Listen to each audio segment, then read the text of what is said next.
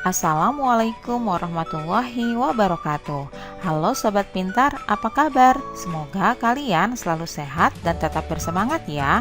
Hari ini kita akan mempelajari muatan pelajaran seni budaya dan prakarya dengan materi reklame. Tema 4, globalisasi.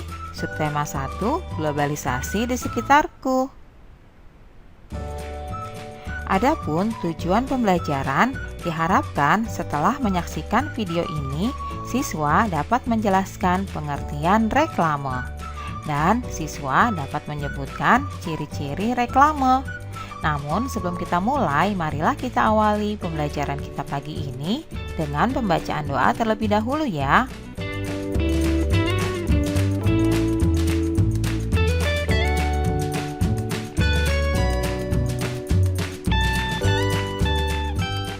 Anak-anak, apakah yang dimaksud dengan reklame? Reklame adalah suatu media atau alat untuk menyampaikan informasi, menawarkan, mempromosikan, dan memperkenalkan produk dan jasa kepada halayak dengan menggunakan gambar dan kata-kata yang menarik.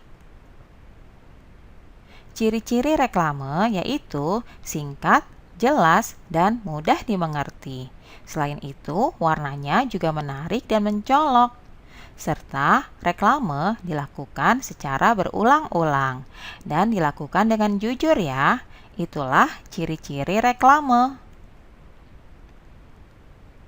Adapun fungsi reklame adalah sebagai berikut. Yang pertama, menyampaikan informasi kepada masyarakat mengenai suatu produk atau jasa. Yang kedua, mengajak atau mempengaruhi masyarakat agar mau menggunakan produk atau jasa. Yang ketiga, menciptakan kesan baik kepada masyarakat mengenai suatu produk atau jasa yang diinformasikan. Selanjutnya, mengupayakan kepuasan tertentu kepada masyarakat mengenai suatu produk atau jasa yang diinformasikan.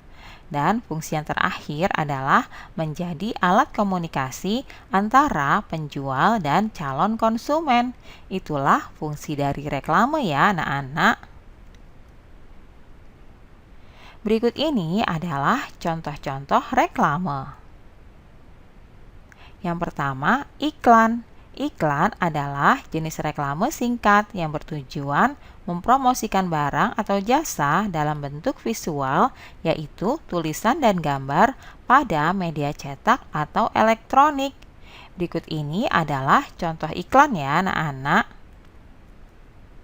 Reklame yang kedua yaitu spanduk. Spanduk adalah reklame yang memuat informasi reklame komersial atau non-komersial yang dibuat secara ringkas, padat, dan jelas menggunakan kain dan sejenisnya yang dibentangkan di antara dua tiang di tempat yang strategis dan ramai.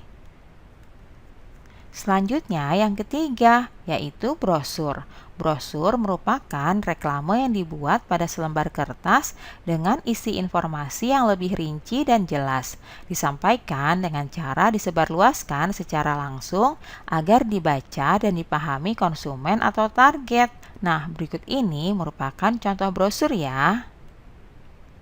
Selanjutnya yang keempat, embalase.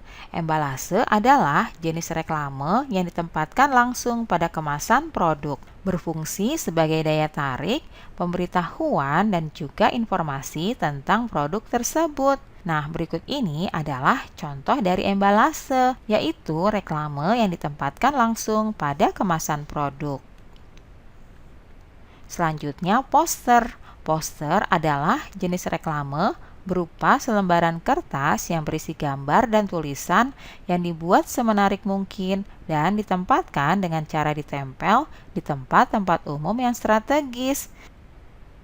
Selanjutnya, baliho. Baliho merupakan jenis reklame yang berisi gambar atau tulisan menarik dan informatif dengan ukuran besar, ditempatkan di tempat umum dan strategis menggunakan tiang besar dan kuat dan bersifat semi permanen.